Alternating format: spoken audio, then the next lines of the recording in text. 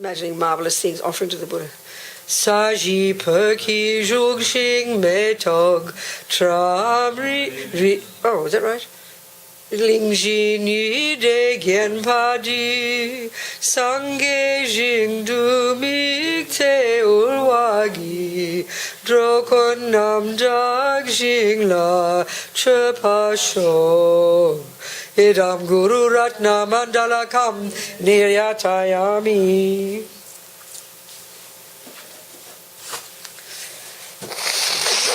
Okay, so now we can sing another little prayer. And the thoughts are, it's two things. The first two lines for those of us who already have committed to relying on the Buddha, his teachings and so on, that's reiterating our refuge in the Buddha Dhamma Sangha. And the second two lines can be for all of us. It's stating our motivation, our goal, our purpose of being here together, which really is to listen to these teachings, to see if there's some tools we can take from it. That's the bottom line, really. Tools that we can use to help us develop our amazing potential. Buddha's got this view that we've got this marvellous potential to be, rid of all the rubbish and full of all the goodness, speaking very simply. And why would we want to develop that potential? Well, first of all, because we're sick of suffering. We want to get rid of all the causes of suffering. And because then we're connected, then when we lessen the neuroses and lessen the fears and lessen the nonsense, we lessen the gap between self and other. So we have this immense sense of connectedness and empathy for others. So finally, so that we can be a benefit to others in this crazy human race, crazy, planet. Sangye charang soke chok nam la jang chu baru dagni kyab suchi dagi chonyen gi personam ki drola penche sangye drupa shog sangye charang soke chok nam la jang chu baru dagni kyab suchi dagi chonyen gi personam ki drola penche sangye drupa shog sangye charang soke chok nam la jang chu baru dagni kyab suchi dagi chonyen gi personam ki drola Penchir Sangye Drupa Shog. So thank you to who made these beautiful things? Amy? Or was it a collective effort? Amy and myself and Tom, who was on the first layout. Amy and Tom and I? Yeah, Amy, Tom and I. He's a teacher. An English teacher. Oh, so. You teach in French, do you? I see. Okay, anyway, they're very beautiful, thank you. So kind. Wonderful. It's okay. All right. What have we got in here? Oh, where'd you get the picture from? What's the picture of? The picture is the Tara from the Tunduk Monastery. Up at Bendigo, the monks. Okay. Yeah. That's the one, the French guy made it, right? Do you know? I think the Vietnamese. Oh, Vietnamese made it. This is the one that the story is something like he made it in a weekend. Oh, really? Good Lord. Like Venerable Gyatso went to Vietnam and he spoke to the man and he went away for 3 days and came back and he'd done the whole... from scratch? Yeah, the cast or the version that they... He had a cast already and a mould? No, he created the mould in 3 days. You mean he made the statue in 3 days? He made the statue in 3 days. He must be Tara. And the other picture is Lama Zopa when he's young, like a teenager. And these yogis, you see, this picture there, this yogi in the printed one, these yogis, they they actually see these Buddhas in a subtler level. So that's coming from his vision of Tara, no doubt. So, okay, so the first section in here we've talked about, basically there's two parts to the teachings. It's always like this. As you can see from page 3 in the contents, you've got the 3 principal aspects of the path, which is another way of presenting all the Buddha's teachings from A to Z, which is the prerequisite for actually listening to teachings about Tara, which is the first part up there, So hopefully between the breaks you can read a little bit of this. But this is teachings of Rinpoche, about Tara, teaching he gave ages ago.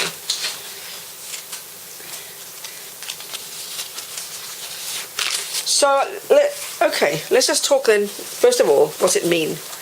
I think get some framework, because often it's quite complicated for us.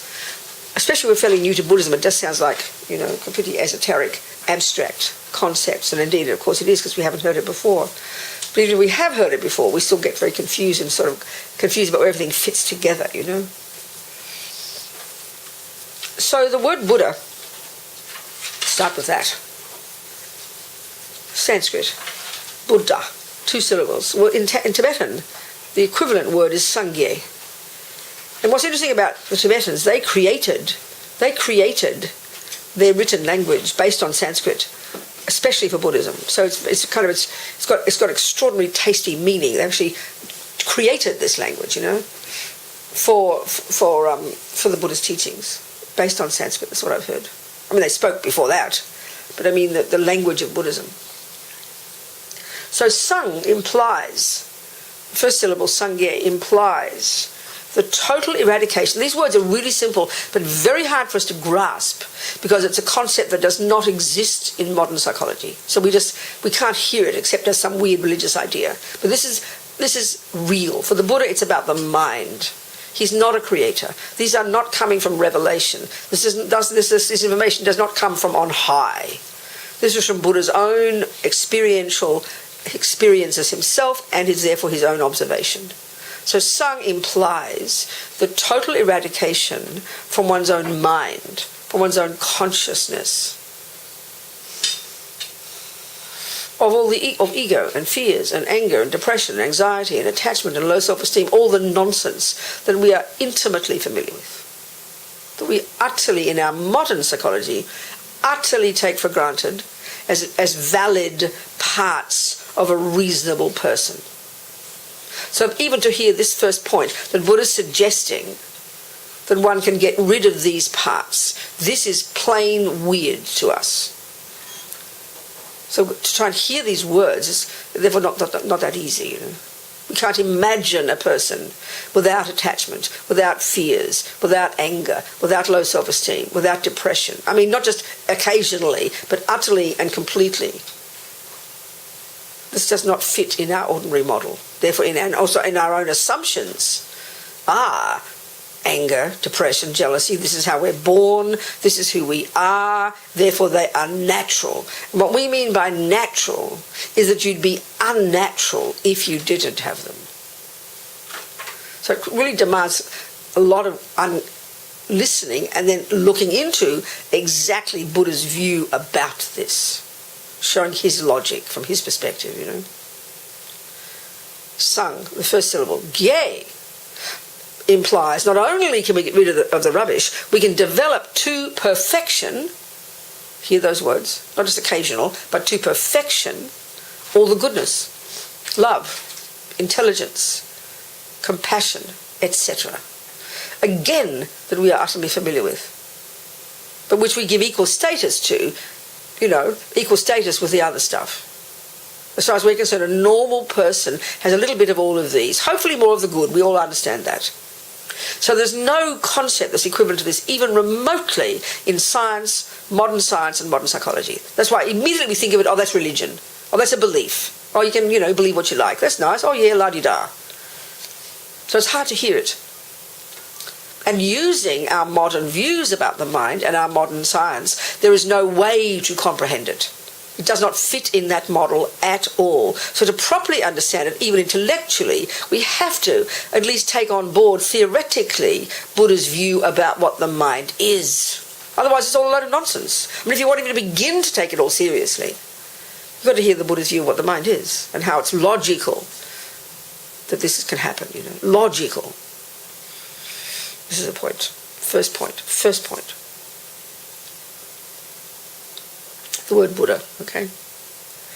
So then Buddha's saying, we'll go into the mind later, how we can, Buddha's saying that all sentient beings, and the word in Tibetan is very tasty, semchen, all mind possessors. Again, enabling us here, demanding that we understand the word mind, if we want to know what a mind possessor is. And again, Buddha's view different, because he includes in this all beings, all ants, dogs, humans, monkeys, bugs, fish, and many other sentient beings, consciousnesses that we can't see with our eyes, that Buddha would suggest exist. So again, a very different view. If that's referring to mind, then his view of mind clearly is not the brain. Right there, we can see it doesn't mean the brain. We can see that an ant doesn't have a brain. We can see that beings that we can't see with our eyes, who are non-physical and aren't embodied, but the Buddha would say exist, who are mind possessors, don't have a brain. So clearly, already, immediately to us, from the Buddha's perspective, mind is not discussing, he's not discussing the brain. So it's a very different model. A very, very, very, very different model. And if we want to take Buddhism seriously, if we say we're a Buddhist practitioner, then clearly you have to, know what he means. In other words, if you say you're a gardener, but you don't even know what a seed is, how can you call yourself a gardener? You're schizophrenic. You can't say that. What you mean is you like gardening. That's different. And often we confuse, I think, in Buddhism, as Buddhists, we confuse utterly liking Buddhism with knowing Buddhism. And that's as foolish as liking botany, confusing it with thinking you're a botanist. But this is how we misconceive spirituality. Oh, we can think what we like, we think. I can believe what we like. We think of it as like a thing we can stick in our heads and say we like it, I believe it. It's just stupidity. That's ignorance. Better than nothing, but it won't get you far.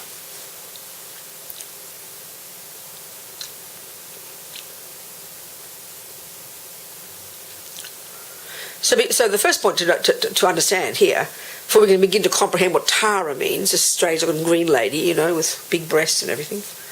What's that got to do with the price of fish? It sounds so weird,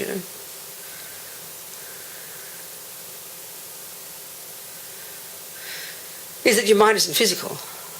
Mind for the Buddha, consciousness, mind are not physical. First. Second, they're not the handiwork. Our mind is not the handiwork of mummy, daddy, or a creator. Very clear for the Buddha. These are the possibilities we know about in the world. You're either created by a superior being if you're religious, or you're created by mummy and daddy if you're a materialist. But in both cases, the same principle, that you're the handiwork of someone else. You're the product. You've been moulded and plonked onto this earth by someone else. There's no concept like that in Buddhism. Buddha's not arguing your mother and brother gave you a body. He has no problem with that. Yeah, they created your body. They do not create your mind. That's the weirdest, wackiest idea in Buddhism. Again, which shows it's so shockingly different from our view,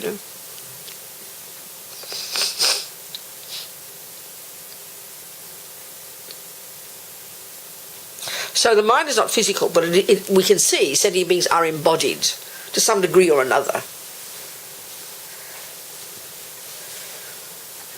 So at some point in your spiritual progress towards this achievement of Sangye, of lessening delusions and growing the goodness, at some point in your your progression in this incremental, gradual stages of practice heading towards graduating as a Sangye, at some point you stop needing any kind of gross physical body because you've gone beyond the necessity for one in your own spiritual practice. Again, pretty cosmic concept. So by the time you've achieved your Sangye, your Buddhahood, and don't hold your breath, it'll take quite a few lifetimes, unless you're pretty advanced already, then at some point when you're fully developed as a Sangye, then necessarily your consciousness, which is not physical, doesn't need a body. The actual meaning then of the word Buddha is referring to this unmanifest consciousness that in its nature is all pervasive. It can't, think of even just intellectually, think consciousness, something not physical. Well, it can't be confined by space, can it? Or time, or matter. Think about it, just conceptually, intellectually. Well, that's our consciousness. Right now, our consciousness is stuck in this body. We can't see past our own noses. We can't remember more than 1 second of what happened a minute before. Because our consciousness is kind of, channeling through this walking sewer. So this narrows down the capacity of our consciousness for cognition. The Buddha says our mind, when it's fully developed as a Buddha, full of the rubbish and rid of the rubbish and full of the goodness, it has this quality of perfect wisdom. It sees everything as it is. So this consciousness knows that which exists, which includes the minds of all beings. It pervades wherever there is existence. It can't not. Nothing can hold it back. There's no longer any delusions polluting the mind, so it pervades existence naturally. It knows that which exists naturally. And it has therefore, because ego and all the nonsense have gone, there's no longer any sense of a separate self. But of course these words are abstract. They're insane. It doesn't fit with the modern world even remotely. That's why we call it religion. And the religion just comes from up high, and you can believe it if you like, because you can't prove it. Not true for the Buddha. Buddha says he's become this. He was a regular guy who became a Buddha. And he said, basically he's saying, here's my methodology, over to you. If you want to become one, do what I did and you'll get there. Or if you find I'm wrong, then great, you'll find out eventually. So, the Buddha then, the actual Buddha, the meaning of the word Buddha is for this all-pervasive, all-omniscient, infinitely compassionate consciousness. That's actual Buddha.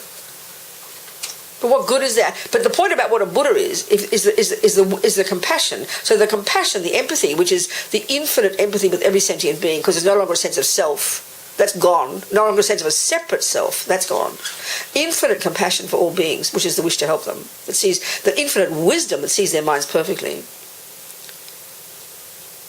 And the wish to benefit them. So what good is an all-knowing, all-compassionate, all-pervasive, consciousness that no one can access? So that consciousness, driven by that compassion, must then necessarily manifest in bodies looking like you and me to help us, because that's what drives us to become a Buddha. As we get rid of delusions, as you develop the wisdom wing, you get rid of all the neuroses that cause your own suffering. You get rid of all the delusions that separate you from others. So there's only this sense of a connectedness with all sentient beings, and we can conceptualize that. That's the quality of a Buddha. And only the wish to help. So the three qualities of a Buddha: infinite wisdom, infinite compassion, because there's no longer a separate sense of self, empathy with all beings, as if they were oneself. Because there's no longer a sense of I, and there's therefore delusions, and therefore no more ignorance. There's utter wisdom that sees perfectly how to help them. And the third quality is power, the capacity to act to benefit sentient beings, based upon the wisdom that knows how. That's the essence of what a Buddha is, another way of describing a Buddha. And this is the potential, Buddha says, of all sentient beings naturally. And all he's saying is, here's my methodology, and since that time we can assume there are beings who have also accomplished it. You know, he presents his methodology. This is how I did the job. And that's what a person who's being a Buddhist presumably is doing.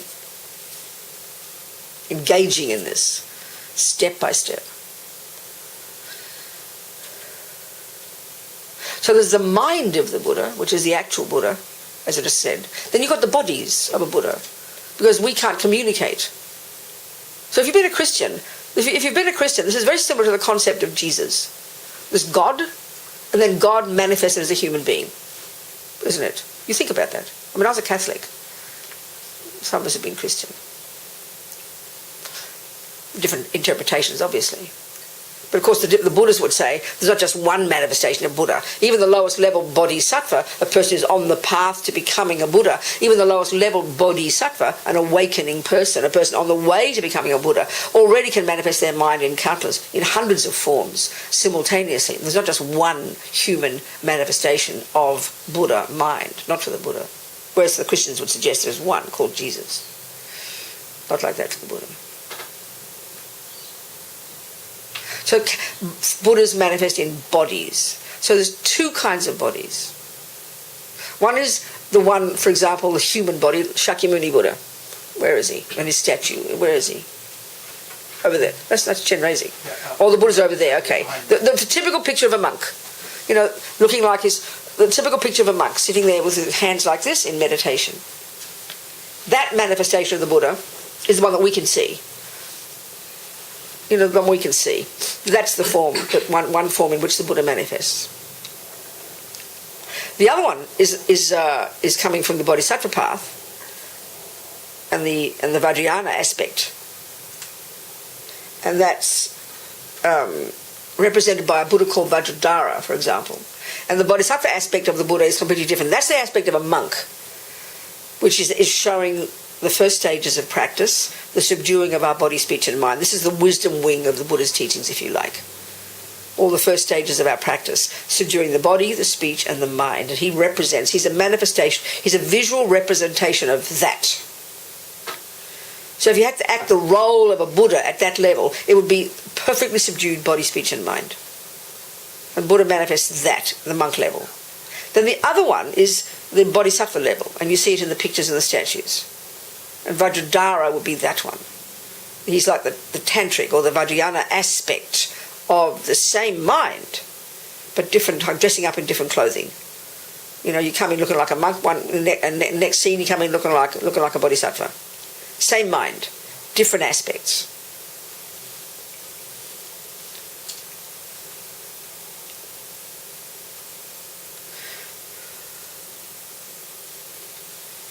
Well, that's the sutra and the tantric, the different levels. And the bodhisattva one is the bodhisattva one. So one body, the one that's the one that we can see is known in the Sanskrit as Nirmanakaya. It's called emanation body.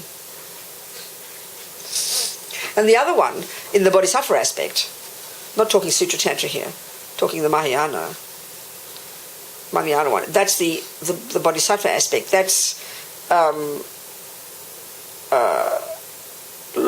that's a subtle light body. That's the one that only bodhisattvas in their meditation can see. It's a more subtle body.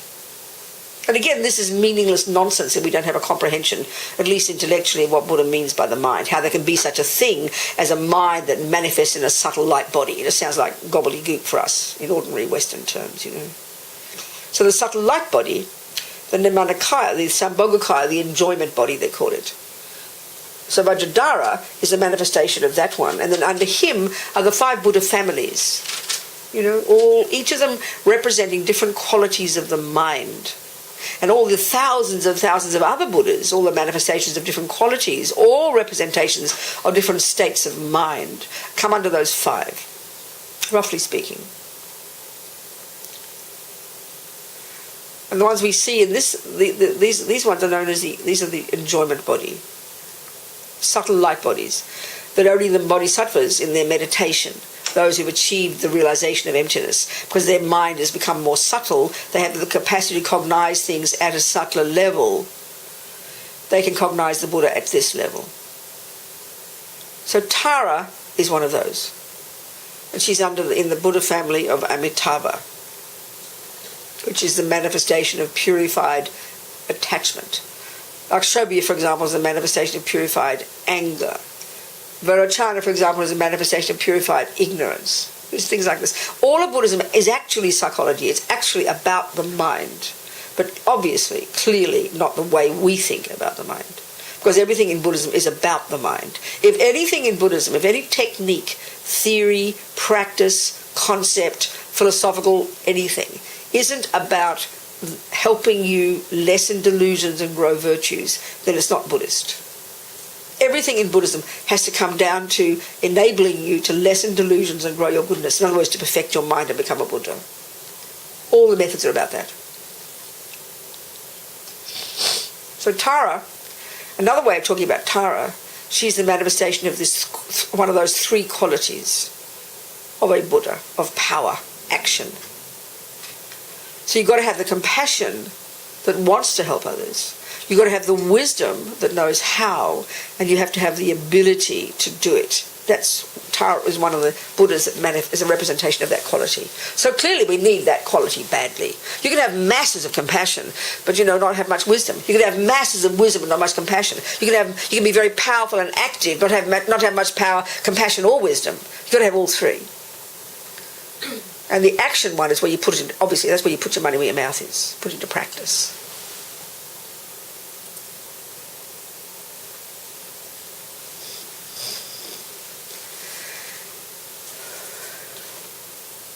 So,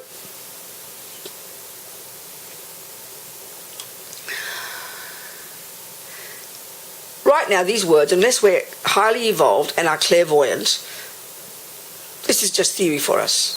This is theory for us, just theory. And that's perfectly fine. Nothing wrong with that. So what is it that makes us want to buy into this theory? That's the point. What is it that makes us, what do we have to do to decide we're going to buy into this theory and use these techniques in our life? Because that's where we come into it,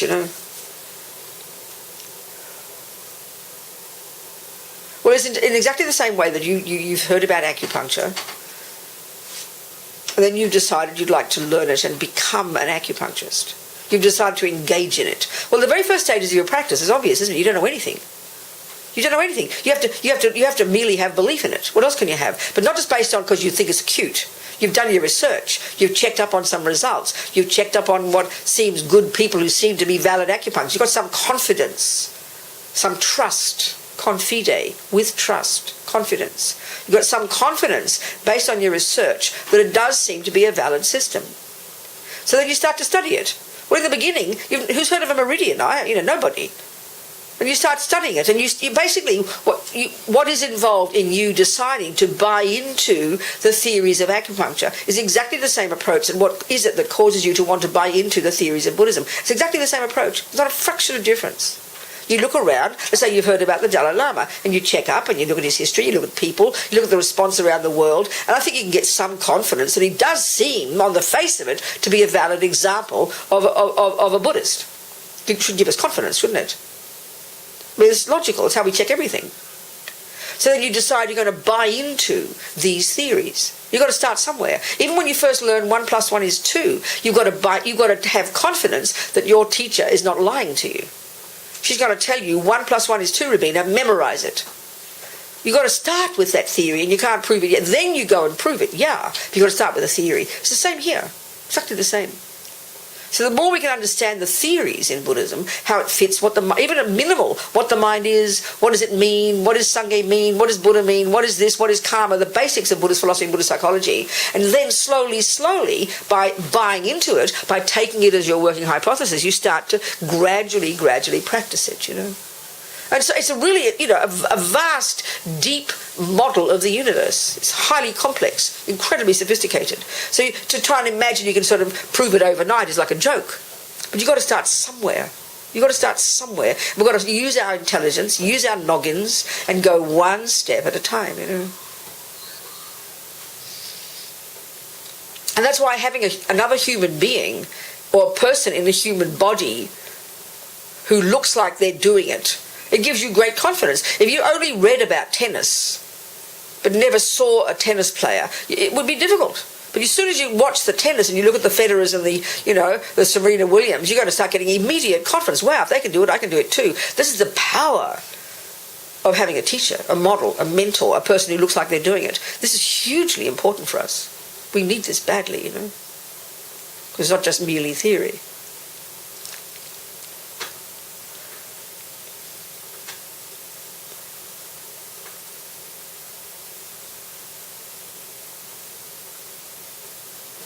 So all Rinpoche's teachings about Tara, I haven't even studied them, I have to tell you, I'm so sorry. I just found it somewhere.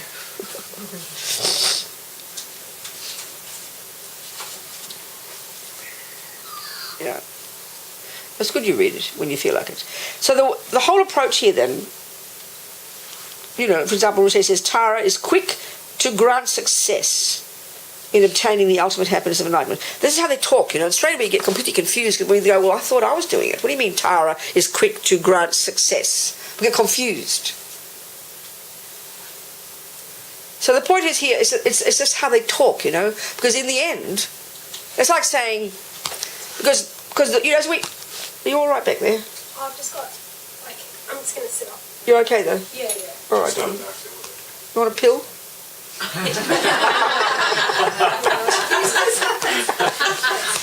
All right, darling. If you have to walk around or sit on your head, you go right ahead. Okay. So that's the first point. Now let's look what a Buddha is. This is really crucial to understand. And then that's where you get confused with the way they talk, because it just sounds like the same as, Jesus will grant you success. It's exactly the same. So you get completely confused because we thought, I thought the Buddha wasn't a creator. What do you mean Tara grants success? So we have to try and understand what they mean by this. Okay. So let's look at what a Buddha is. This is massively important to really comprehend this. Sorry, I've got this awful cold, which means I have to sort of be rude in front of you regularly. Okay. So what Buddha isn't, first and foremost, is a creator. Buddha doesn't posit any concept like a creator. That's the main, massive difference. In many ways, it's clear that Buddhism has the same trappings of any religion. It's clear. It's obvious. But the massive difference, and that often really throws people, because the assumption, for example, about prayer, you pray to God because, to grant you success, just like Lama Zopa just says. So it's exactly the same here. Yes, pray. What's prayer? Prayer is aspiration. Prayer is may I do this. Much of it is aspirational, because every thought counts. We look at understand karma. But here, we say pray to Tara. Okay, so Tara, then Buddha in general, and no matter which Buddha it is, it's the same, but Buddha in the generic sense of being a Buddha, an enlightened being, is not a creator. Buddha says we don't need creating. There's no concept of creating. He would suggest, he has this, he diverged from the Hindus, all those amazing Indians before him, these marvelous systems that were already in place for thousands of years before the Buddha. He diverged in his own direction, having gone through all those systems as far as he could go, and then he went further, in his opinion, in terms of the ultimate nature of how things exist. Selflessness. That's where he diverges. So he disagrees philosophically and therefore experientially with the concept of an energy that's called permanent, uncaused, unchanging, the main source of the universe, which is called a creator. He says that's a mistaken, it's a misconception. Or, all the philosophical views in Buddhism would argue with that. He's not being rude or anything. But he doesn't disagree with all the concept of, for example, like I just said before, what a Buddha is, it sounds like God. I did a talk at the Catholic University in Melbourne a few years ago. And up to almost the moment before I got to the talk, I had a 20-minute slot. I had no idea what I was going to talk about. So I looked up the dictionary, the Merriam-Webster dictionary, and I looked up for the definition of God. And it said, God has omniscience, infinite wisdom that sees everything as it is, infinite compassion, infinite power. They are exactly the three qualities I mentioned before. So Buddha agrees with that. So what my own comment here is, it seems to me over the centuries, amazing human beings, over the centuries, in all cultures of this planet, humans have all looked into the meaning of life. How incredible. How can we be so rude as to ever criticize any of them? Whether you're called philosophy, called science, called religion, I don't care. But from the spiritual so-called point of view, it seems to me, many humans have come up with similar observations, but very different interpretations. So the energy that's called enlightened mind for the Buddha, that has omniscience and all power and all compassion, is what the Christians would call God, and say there's only one, and it's permanent and uncaused and is the creator of everything else. It's the interpretation of that is the radical difference. Many, many differences in the way this energy exists, I would say. That's the difference. The Buddhist view is that everybody has the potential to become one of those. And that, from a Christian point of view, is like the worst sin of pride you could possibly imagine, saying you're going to become God. That's just like too shocking for words. But so in this sense, Buddha is very different. So a Buddha, which is our goal, is not a creator. We don't need creating, because our consciousness is beginningless and endless. We don't need creating. And with understanding the law of karma, which we're going to talk about, which is the law we have to live according to become a Buddha, it's the law that runs the universe and runs all consciousness. And so by abiding by that law, we produce ourselves. It's a very different, in this sense, a radically different view, And that's why it's so important to understand it even first conceptually. So anyway, my talk at the Catholic University was the similarity between the definitions of God and Buddha. I have no idea what the Christians thought, but the Catholics, but never mind, that's what I talked about. So, Buddha is not a creator. So in that sense, when you think of God, the reason you pray to God is to do that, is to give you, as Rinpoche says, to grant you success. Then you hear that Rinpoche says, Tara will grant success. And you get confused. You think, well, I thought I was supposed to do the job. What do you mean? Is she like God? No. So it's the language is similar, but the meaning is still different. So it's not Tara who makes you a Buddha. But the whole point about reliance, you rely upon. So this is why even if you want to become, you see Serena Williams play tennis, and you go, wow, I want to be like that. And this would be the difference.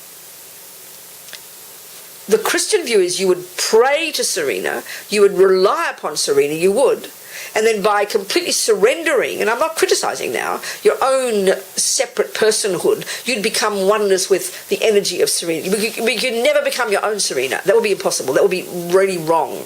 So then you rely upon Serena and have faith in Serena, and then you'll become oneness with Serena, something like that. But the Buddhist one would be, Serena is the example to you of what you can become. You can become your own Serena. So you rely upon her. You ask her, please show me how to do this. Please grant me success, please. And you just put it this way. But you do the work. You take her advice and you rely upon her and have confidence in her. And if you have complete confidence, she says you can win Wimbledon, Robina. You have complete confidence because you know that you trust that. But you do the work. You become your own Serena. Can you hear the difference or not? I mean, it's a bit abstract, maybe. So in that sense, you can still say the way they talk, and that's how they all talk in the Vajrayana way of talking in the Mahayana. It sounds exactly the same as the Christian one. That's why many people don't like this level of Buddhism. You know, they just want to do the mindfulness and the meditation and work on your own mind. But the idea of relying upon a Buddha and having faith in a Buddha and praying to a Buddha is too weird for them. So it's up to each one of us.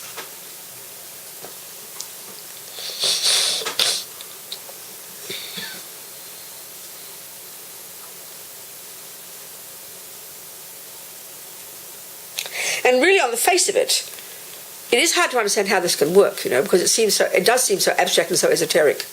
Hearing like we talked last night about working with your mind and seeing your anger and seeing your attachment and seeing your jealousy and learning to change it, that's manageable for us. We can grab that. We can hold that. This stuff, unless you've got a natural kind of confidence in Buddha's teachings, it doesn't come naturally at all to us if we haven't got that natural sense. Some people just love the Buddha's teachings and love these practices, you know. So I always feel kind of weird talking about them, but we're supposed to talk about them, so what can I do? It's a weekend on Tara, I can't avoid it.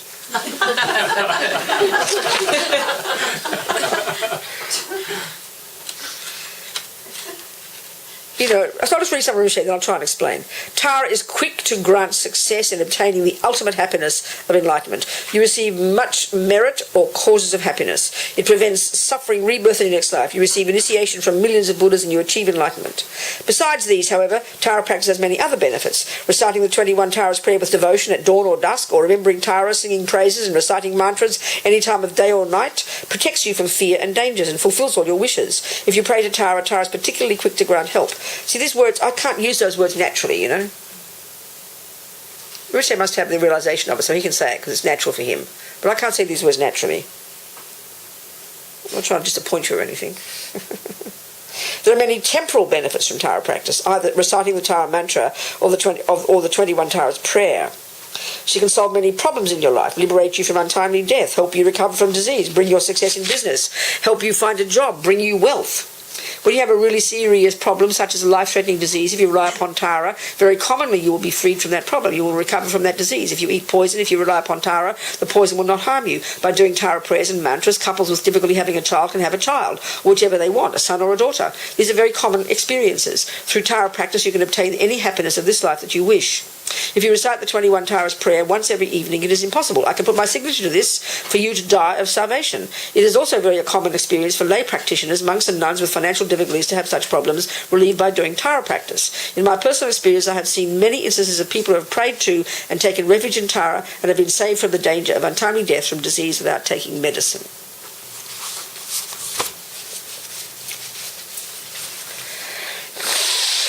So how does all that work?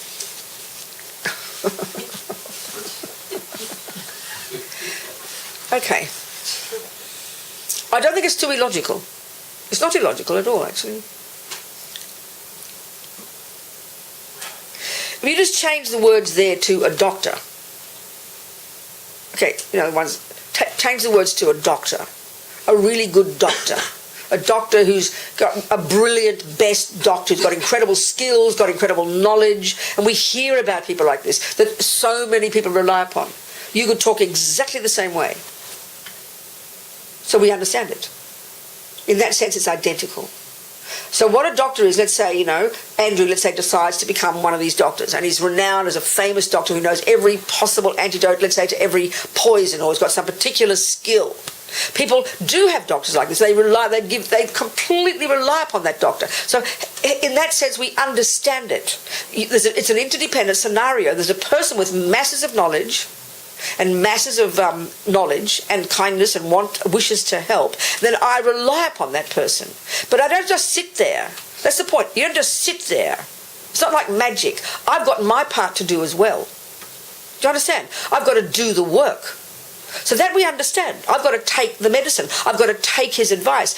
Based upon confidence in his advice, I would do what he says. I don't just sit there. It doesn't mean I just sit there and he puts magic on me and suddenly I transform. That's not what I'm talking about. And that's the way you talk about the Buddhas. It's by relying upon the advice of a person who has got wisdom, you then, in that sense, she grants quick success. We wouldn't say that about the doctor necessarily, but effectively it's the same. It's not a fraction of difference. So in that sense, we can say it makes sense. But when we're thinking of it in the sense of the creator idea, the concept of the creator, then we get confused and we think it's the same as that. In many ways, it is similar, but there's that difference. I mean, are we communicating here? No? Any questions from just this point? I'm going to talk about the things I feel better talking about. The mind and karma and emptiness and everything. Which is all how you get to this one. But I mainly want to try and show the relationship as well. But now that I've delved into this a little bit, are there any questions about all this? No. So I'll just keep going, shall I? Is anybody who's never heard these words before? Oh, you're all little Buddhists, are you? Okay, that's good. Where? Never heard these words before. Never heard anything Buddhist before? Oh, I've heard you speak on... Ordinary things. Yeah. Manageable things like the mind and anger and attachment. My mind is boiling at the moment. Because of this? Oh, what you're saying, Because of this, you mean? That, yeah. It's like overwhelming. It's like too much. What are you talking about? Information overload. Okay, there you go. I understand. What's your name? Chris. Thank you, Chris. Okay. I have a question. Yeah. So when you're doing the work and relying on Tara at the same time, are you sort of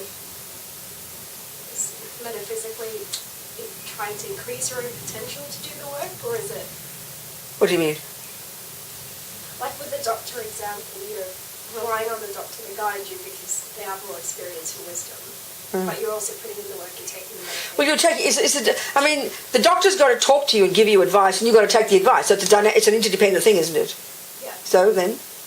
But where you're trying to do it in a more abstract sense. Well, don't make it abstract. Keep it practical. Well, where you're sort of praying or relying on, I suppose, like an external consciousness, are you then maximising your own potential to do okay. I think the analogy there is where the analogy there is more like the Serena Williams analogy. Yeah. That's a better example. Because in one way, the only reason you'd rely upon a Buddha in any form at all is so you can become your own Buddha. Yeah. The only reason you rely upon Serena Williams is so you can become your own Serena Williams. That makes sense. Does that make sense, Chris? Does that concept make sense? Yeah. Relying upon another tennis player because you want to become that tennis player. That's the better example. That is the better example for the Buddha. Because we're trying to become that. Understanding psychologically what the Buddha's saying long term to lessen the delusions and grow the goodness. And that's the practice of being a Buddhist all the way from here to enlightenment. That never changes for 1 second. So the general idea, maybe I'm just the general approach here, forget, you can read Rinpoche's words as you wish, is it would be impossible to become a tennis player without relying upon Serena Williams. That would be true, wouldn't it? It would be impossible to become a tennis player. You've got to have a person in front of you who's showing you exactly how to be. Well, that's the better example of why you rely upon a Buddha. Because a person who's known as a Buddha is a person who's accomplished this job that you're trying to accomplish. That's the better way. So every single second of your reliance upon that. So if he starts to become, he can use Serena or he can use Federer, that's whichever one he prefers. But if he starts to think, what is she doing with that kind of backhand, or that backhand doesn't really work, that's a ridiculous backhand. Well, he's going to separate from Serena straight away. He's going to start having no confidence in Serena at all. And then when she tells him what to do, he'll say, well, what do you know about anything? So in a sense, that's why they talk about, and all we're talking about here is having a teacher. At the time of the Buddha, he was one of these countless sadhus. There were so many sadhus. India was crawling with sadhus, all these dudes in yellow dresses, You wouldn't have known one from another. You could not have told the difference between one from another. And so one of those was this guy who became this Buddha. That's where Buddhism diverged from all the previous traditions. So if you're relying upon the Buddha at that time, this human being, he would have been called your teacher. That's the word guru, one heavy with qualities. Because you have decided, having checked his behaviour, having checked his teachings, that you want to become what he has become. And that's where the first step is to first check on a teacher, check on a person who is telling you the teachings of the Buddha. You've got to do that. Otherwise, you've got to first check on Serena before you know she's some peanut. So it gives you confidence when she's won 47 Wimbledons and all this. You can immediately have confidence that she's valid. Like the Dalai Lama, you can immediately have confidence in the Buddhist world that he does seem to be a valid example of this stuff. So that's the same as it would have been for you in the time of the Buddha. You couldn't tell the difference between one side or another by looking at them. You have to check their teachings, and then you would decide you'd have confidence in that Buddha, and then you would follow the Buddha's instruction. That's the approach. That's the best approach. That makes sense. That really is the way. And that's the only way that's Lama Zopa. He's much more high being than me, and he talks this way. That's his style. That's how Asians talk, What can I do? Buddhists, highly evolved beings. And I can read it and I understand it, but I can't say those words naturally myself. I can say it this way better. So does this way make sort of sense, Chris? What I'm saying here, just in general, the concept of a Buddha. Huh? You're not on board with the person who wrote that. Oh, I'm totally on board. No, I am, and I read it myself because he's my teacher. He's my Buddha, Lama Zopa. So, but I don't talk like that myself. Yeah. Do you understand? No, I don't. What do you mean you don't? Well, why don't you talk like that? Because I just said it in another way just now. My way of saying it. Different interpretation. Different ways of presenting the same thing that I find more palatable. That for me is more to do with our way of understanding things, our culture. Because I think when I first heard Buddhism, anybody who's heard a lot of Tibetan Buddhist teachings, you understand what I'm saying? Yeah. You hear a traditional Tibetan Buddhist presentation of the teachings. It's literally medieval. You understand? Because the way of presenting the concepts, the theories, is just it's ancient. It's different. It's ancient. So that's when I first heard the teachings. Part of me, Chris, utterly felt this is the philosophy I've been wanting all my life. Okay. Some kind of sense of recognition and delight in hearing it, but I couldn't get my way through it. I couldn't get my way through it. So I knew I had to persevere. I had to sort of decide at some point that I did have confidence that this was a valid system, and that these teachers whom I listened to, Lama Zopa being one of them, whose teachings I've just quoted, was a person who was teaching every day. I had to do what the Buddha said was check up. So I checked up on Lama Yeshe. I checked up on Lama Zopa. I went to this course. I had 2 months of intensive teachings and my very first introduction. And then I came out of it having made the decision of taking refuge and of deciding these are my teachers and this is my path. And so that's 42 years ago. So my process through that last 42 years is the process based on that initial decision, having checked, to commit, to take in, to buy into, to take on board, to take as my hypothesis that entire world view. And so for me it was really, at the time I could see so clearly that somehow our job at this time in the modern world, if we become Buddhists, is to be the bridge in a way. And that means finding a way to, and this is Lama Yeshe particularly, he's my main teacher and Lama Zopa's main teacher, and there's some Lama Yeshe teachings in here as well. But he, from the very beginning, could see this massive difference in the way we conceive things and presented things and conceptualized things in our culture. And he had this ability from the very beginning, when he first met Westerners in the mid-60s, some ability to see that arcane, ancient way of talking would be like, just wouldn't touch us, And he had the ability to express things in a really down-to-earth way. And I felt from the very beginning that was my job. I'm not trying to say me in particular, but our job in the West.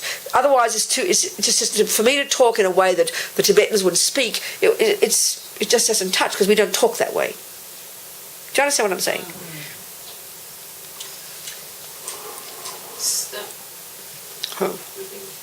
Go, yes. So then, with Green Tara, Green Tara was graduated from a physical being to being the better way to talk about it, okay. Okay. Go on, what's your question? Yeah, so my question is, there's kind of heaps, but so my understanding is Green Tara graduated from a physical being. No, it's not like that. No? It's not like that. It's sort of like, maybe the way to say it is, if we can understand, you see this, it's funny, I decided to start with this. Never mind, we're starting with it now. Well, for whatever reason, we're doing it. This is where it is definitely esoteric to us because it's not our culture. Utterly, completely, and totally, and completely foreign to us. 1,000,000%.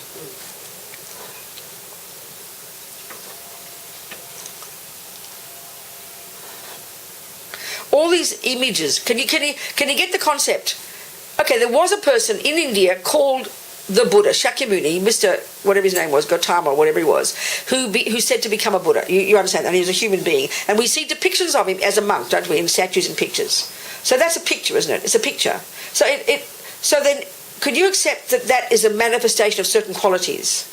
If you saw Serena Williams in a little dress, because they still wear little dresses, the girls don't, they don't wear shorts, do they? You saw a little, a big strong lady, with a little white, pink dress, whatever colour they have these days, holding a long stick with an oval shape on the end of it, and a ball in the other hand looking like this. And if you'd never heard of tennis, you wouldn't have a clue what it meant, would you? You wouldn't have a clue, would you? You'd have to be told, wouldn't you?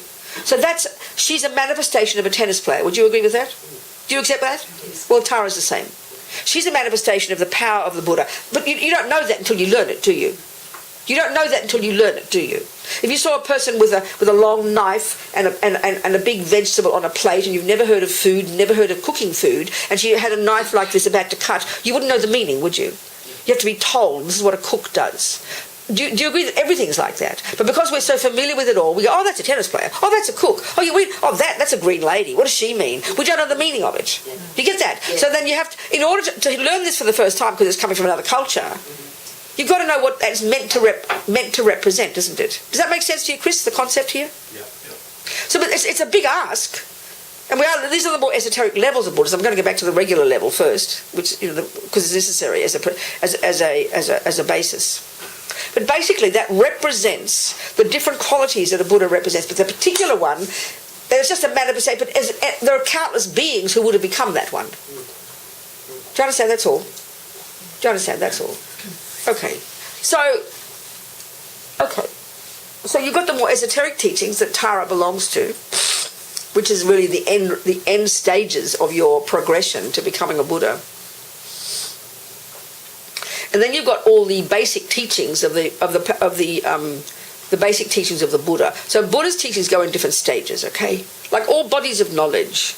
You start at the simple level, you go to the more advanced. You don't throw out the simple level, but the simple level gradually becomes incorporated and in the more middle stages, and that becomes incorporated into the greater stages, and so it all becomes this coherent over body of knowledge that you then internalize. Well, Buddhism is the same.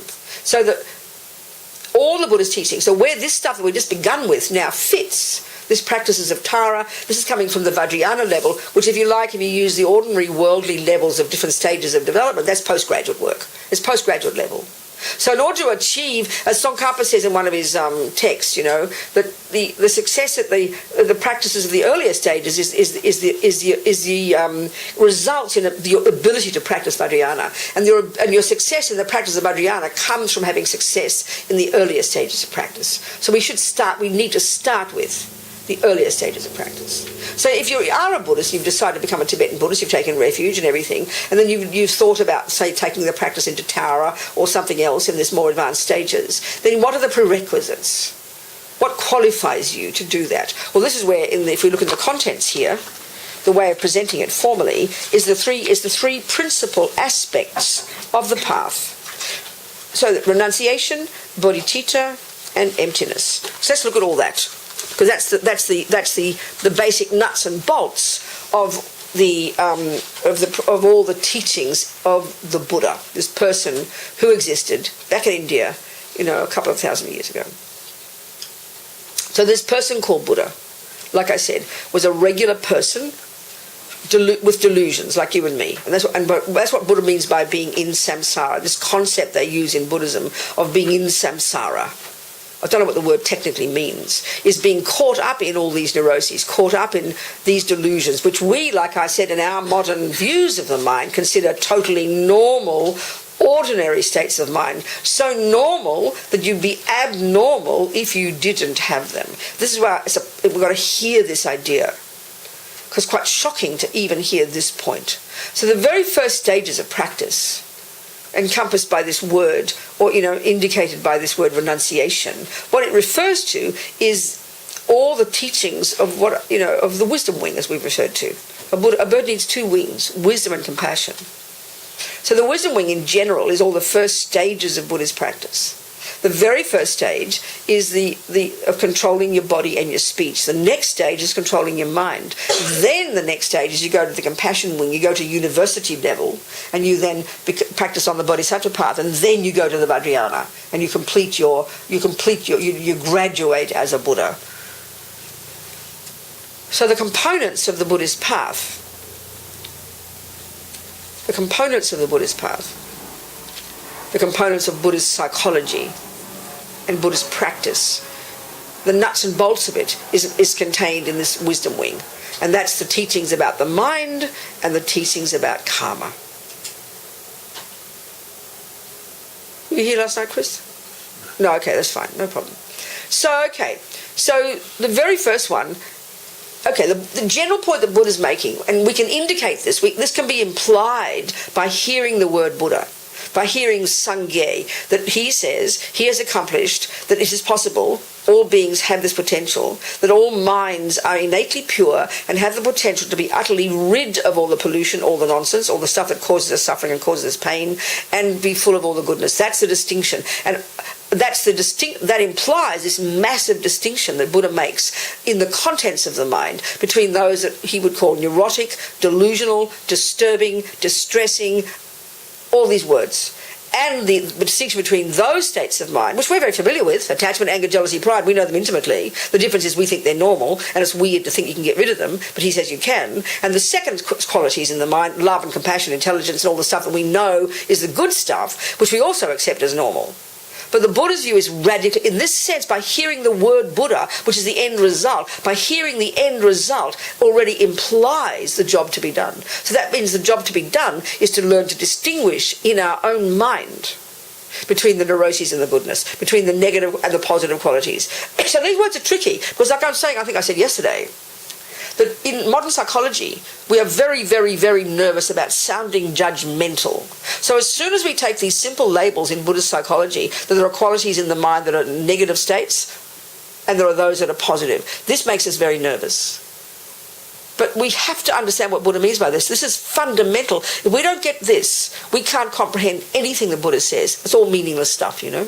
So the essence of being a Buddhist too is this one of working on our mind, being our own therapist, as Lama puts it. This is the basis. This is the fundamental job. But before we even do that job, the Buddha would exhort us, before we even start to control the mind, the very first level of practice. As we know, in this packaging of Buddha's teachings, we've got these stages of practice, and they talk about the first level of practice. It's the teachings of the lowest scope. The teachings, this is how they say it in their medieval way, you know, the teachings and practices of disciples of the lowest capability. Then there's the teachings and practices of the disciples of the middle capability, the teachings and practices of the disciples of the greatest capability. So it's junior school, high school, and university. I like to call it that, because that's a concept that we can immediately grasp hold of. It makes sense to us intellectually. And the point here to make, and this is surprising for us, is that in the same way that with music, mathematics, cooking, or tennis, or anything else, there are gradual stages of practice. We get that when it comes to other bodies of knowledge, but we don't tend to get that when it comes to spiritual. We plonk it into this one big basket of spiritual. But there are stages. So the very first stage of practice, junior school if you like, Buddha's not even discussing looking at the mind yet. He says we've got body and speech.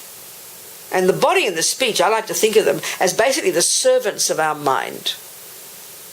And if we look at this approach, this is very logical, that we observe a person with their fist, you know, and that they're shouting and their fist goes into the nose of someone else. Unless they're practicing karate, we can suggest that they're not happy. We can suggest there's lots of anger in their mind, and the anger is so volatile that the fist has gone out and done the harm that anger is feeling. This is very evident. If you see a person walk into a shop and look around and then see no one's looking and put their hand out and take something and put it in their pocket, we can deduce that their mind is thinking, I will steal.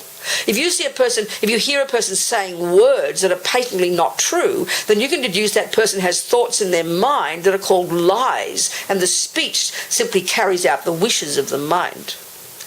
This is sort of evident to us, but it's speaking it out in such an absurdly obvious way. But the irony is we actually don't think this way. Lama Zopa says, and I think it's quite shocking, but listen to it, see it, observe it, that the vast majority of all humans on this planet have no idea that what goes on in their mind plays any role at all. And that's because, as we talked last night, we are mostly completely ignorant of what is going on in our mind because we don't pay attention. From the second we wake up in the morning, we are paying attention only to what the other people are doing and the traffic and the things and the job and the kitchen and the kettle and the children and the husband and everything else. We're paying all our attention to the outside world. We know the stuff raging on inside here, but we don't pay attention to it until it's so raging we can't control it.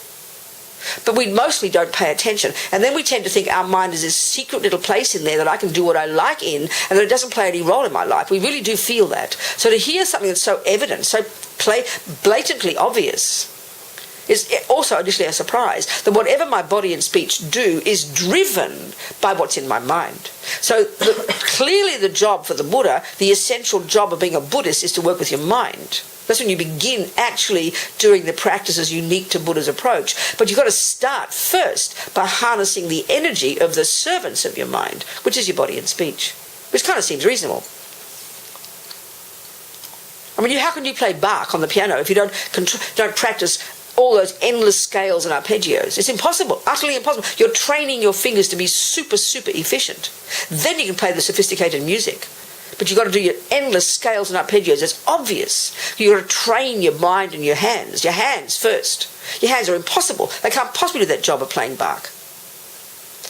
So we've got to control our body and speech. This seems almost too simple, you know. It seems almost like what your grandmother tells you. Oh, you behave nicely, please. Oh, but I want to meditate. Well, forget it. I'm sorry. Control your body and speech first. So this is the first level of practice, and it's known in Buddhist terms as abiding by the laws of karma. So what does that mean? Because this is the fundamentals of Buddha's teaching. And this he shares with many of the Indians before. You know, that was their observation, that this law of karma, and this too is profoundly different from the modern, either the Christian teachings, to some degree some similarity, but profoundly different from the philosophical materialist views. So again, this view about karma, we've got to ask where it comes from. Like I said, I think I say often that in all the world I notice we all ask the same questions. But there's one question only ever once I've ever had, and it was a scientist in New Zealand.